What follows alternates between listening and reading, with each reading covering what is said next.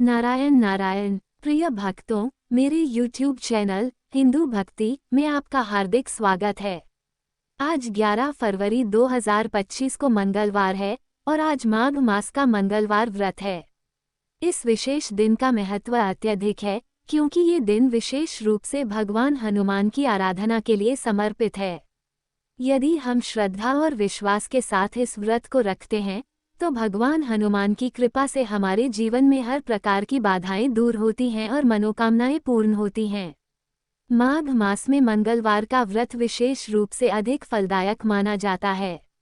इसे सुनने मात्र से ही भक्तों के दिलों में एक अपूर्व शांति और सुख का अनुभव होता है। इस दिन हनुमान जी की पूजा से हमारे शत्रु नष्ट होते हैं और हम पर भगवान की विशेष कृपा बनी रहती है। आइए इस पावन दिन पर हम सभी एकजुट होकर भगवान हनुमान की आराधना करें और उनके आशीर्वाद से अपने जीवन को सकारात्मक दिशा की ओर अग्रसर करें। तो अब हम सुनते हैं माघ मास के मंगलवार व्रत की कथा, जो न केवल हमारे जीवन को मार्गदर्शन देती है बल्कि हमारे मन की सारी उलझनों को भी सुलझा देती है। मंगलवार व्रत की कथा इस प्रकार से है। प्राचीन समय में ऋषिगण में केशवदत्त ब्राह्मण अपनी पत्नी अंजलि के साथ रहता था। केशवदत्त को धन संपत्ति की कोई कमी नहीं थी। सभी लोग केशवदत्त का सम्मान करते थे, लेकिन कोई संतान नहीं होने के कारण केशवदत्त बहुत चिंतित रहा करता था। पुत्र प्राप्ति की इच्छा से दोनों पति पत्नी प्रत्येक मंगलवार को मंदिर में जाकर हनुमान जी की पूजा करते थे। विधिवत मंगलवार का व्रत करते हुए उन लोगों को कई वर्ष बीत गए, पर उन्हें संतान की प्राप्ति नहीं हुई। केशवदत्त बहुत निराश हो गए, लेकिन उन्होंने व्रत करना नहीं छोड़ा। कुछ दिनों के पश्चात केशवदत्त पवनपुत्र हनुमान जी की सेवा करने के लिए अपना घर बार छोड़ जंगल चला गया और उसकी धर्मपत्नी अंजलि घर में ही रहकर मंगलवार का व्रत करने लगी।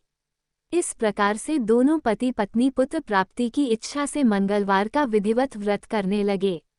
एक दिन अंजलि ने मंगलवार को व्रत रखा, लेकिन किसी कारणवश उस दिन वो हनुमान जी को भोग नहीं लगा सकी और सूर्यास्त के बाद भूखी ही सो गई। तब उसने अगले मंगलवार को हनुमान जी को भोग लगाए बिना भोजन नहीं करने का प्रण कर लिया। 6 दिन तक वह भूखी प्यासी रही।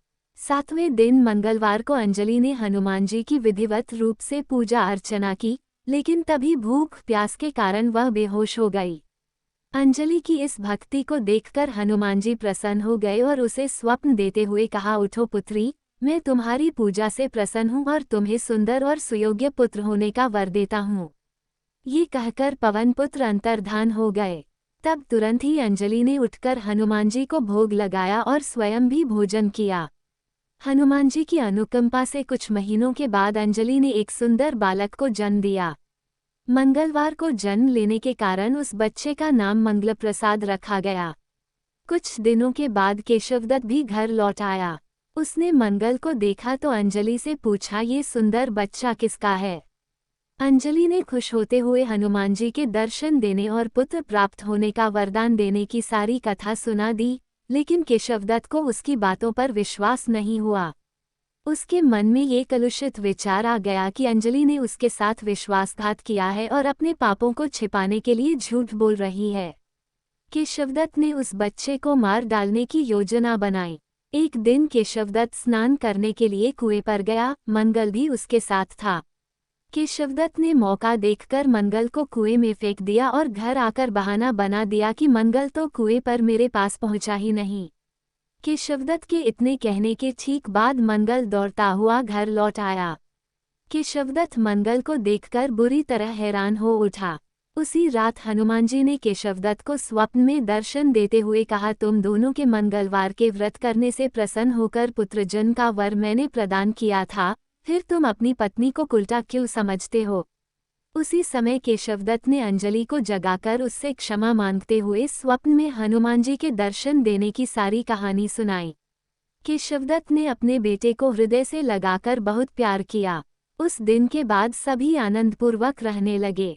मंगलवार का विधिवत व्रत करने से केशवदत्त और उनके परिवार के सभी कष्ट दूर हो गए। इस तरह जो स्त्री पुरुष विधिवत रूप से मंगलवार के दिन व्रत रखते हैं और व्रत कथा सुनते हैं। अंजनी पुत्र हनुमान जी उनके सभी कष्टों को दूर करते हुए उनके घर में धन संपत्ति का भंडार भर देते हैं और शरीर के सभी रक्त विकार के रोग भी नष्ट हो जाते हैं। हमें उम्मीद है हमारे द्वारा दी गई जानकारी आपको पसंद आई होगी।